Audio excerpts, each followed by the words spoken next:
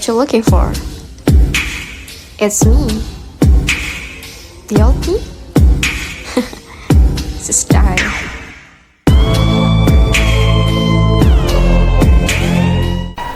Oke, di sini yang pertama ada cervical basement and dilation atau persalinan. Persalinan di sini ada 10 tahap atau 10 pembukaan. Pada pembukaan pertama atau tahap pembukaan awal dari persalinan ini terjadi ketika mulut rahim membuka sebesar 1 cm.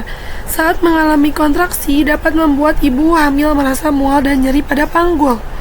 Pada pembukaan kedua, pada persalinan berarti mulut rahim sudah membuka sebesar 2 cm.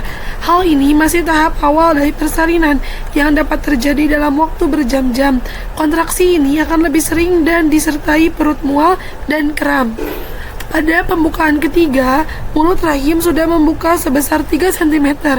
Kontraksi semakin intens, hanya selang setengah jam, janin sudah mulai aktif berusaha menuju mulut rahim.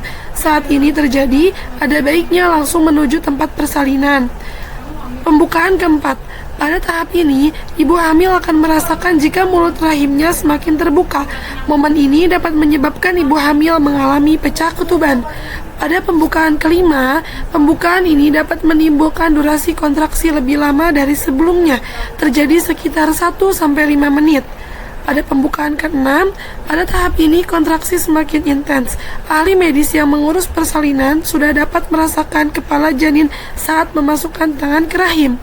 Pada pembukaan 7, tahap ini mulut rahim mulai melebar mencapai 7 cm dan ibu hamil disarankan untuk mengatur nafas dan menjaga tenaga.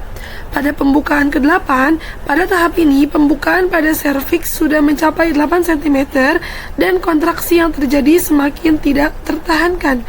Pada pembukaan ke-9, mulut rahim sudah semakin terbuka lebar dan ibu hamil sudah merasakan kontraksi pada bayi yang ingin keluar. Dan pada pembukaan terakhir atau pembukaan 10, tahap ini sudah menandakan pembukaan persalinan sudah sempurna. Ibu harus mengejan dengan sekuat tenaga untuk membantu janin agar keluar dari dalam tubuh. Untuk yang selanjutnya ada involusi uterus. Involusi uterus adalah kembalinya uterus ke keadaan seperti tidak hamil atau sebelum hamil. Sebelum hamil kan uterus itu kecil, kemudian diisi oleh janin dan plasenta. Kemudian janin dan plasenta itu keluar atau sudah lahir. Nah, uterusnya akan mengecil kembali ke seperti awal. Hari pertama, rahim biasanya berada pada tingkat pusar atau sedikit di bawahnya. Ukurannya sekitar 1000 gram atau berat saat melahirkan dan mengeluarkan darah berwarna merah dan cukup banyak. Hari kedua, rahim mulai turun sedikit berada sekitar 1 cm di bawah pusar. Beratnya sekitar 800-900 gram. Darah yang keluar masih berwarna merah, tetapi volumenya berkurang. Hari ketiga, posisi rahim 2-3 cm di bawah pusar. Beratnya sekitar 700-800 gram. Darah masih merah, tapi berkurang. Hari keempat, posisi rahim sekitar 3-4 cm di bawah pusar. Berat rahim sekitar 500-600 gram. Warna darah mulai berubah tetapi masih terdapat warna merah. Hari kelima, posisi rahim sekitar 4-5 cm di bawah pusar. Berat rahim sekitar 400-500 gram.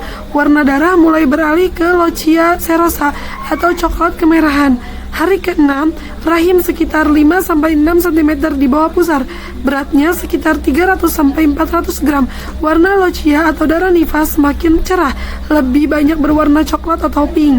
Hari ke-7, posisi rahim sekitar 6 cm di bawah pusar. Beratnya sekitar 300, darah nifas mulai berkurang dan berwarna lebih terang.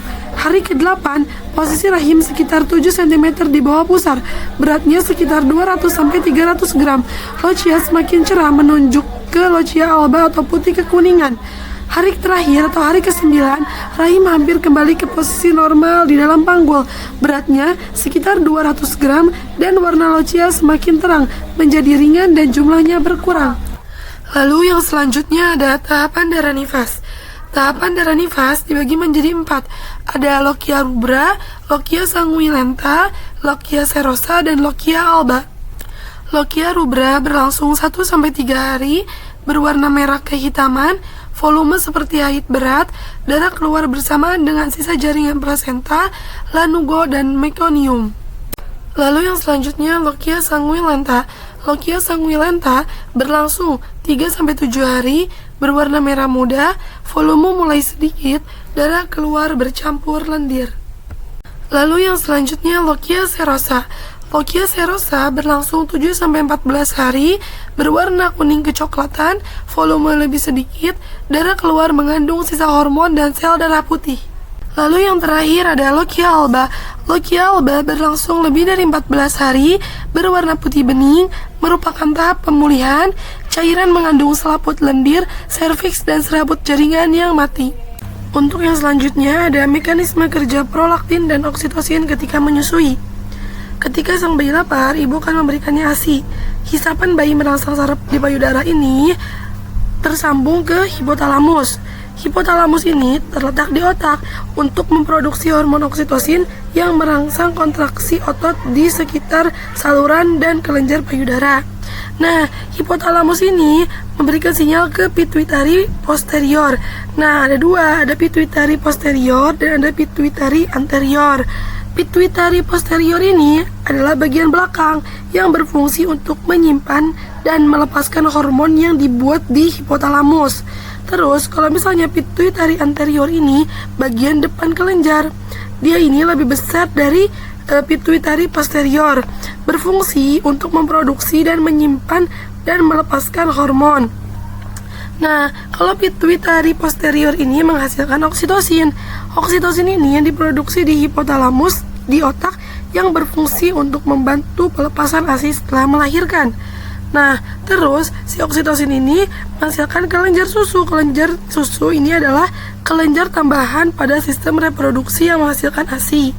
Nah, selain kelenjar susu ini juga ada sel otot, sel alveoli, dan ductus. Lalu, pituitari anterior ini menghasilkan prolaktin. Prolaktin adalah hormon yang berperan dalam produksi ASI, perkembangan jaringan payudara, dan menjaga sistem imun tubuh. Lalu yang terakhir ada bagian payudara. Yang pertama ada dinding toraks. Dinding toraks ini untuk melindungi organ visceral terutama paru-paru dari trauma fisik. Lalu yang kedua ada otot dada. Otot dada ini berfungsi untuk memberi tenaga tambahan pada bagian otot tubuh. Lalu yang ketiga ada lobus. Lobus adalah tempat dihasilkannya ASI. Lalu yang keempat ada puting susu. Puting susu ini untuk mengeluarkan ASI dari kelenjar susu kepada bayi. Lalu yang kelima ada areola. Areola ini untuk melindungi puting. Lalu yang keenam ada saluran susu. Saluran susu ini menyalurkan ASI di lobus ke puting susu. Lalu yang ketiga ada jaringan adiposa. Jaringan adiposa ini untuk menentukan ukuran dan memberikan konsistensi lembut pada payudara. Lalu yang terakhir, yang ke-8 adalah kulit. Kulit ini untuk melindungi bagian dalam payudara.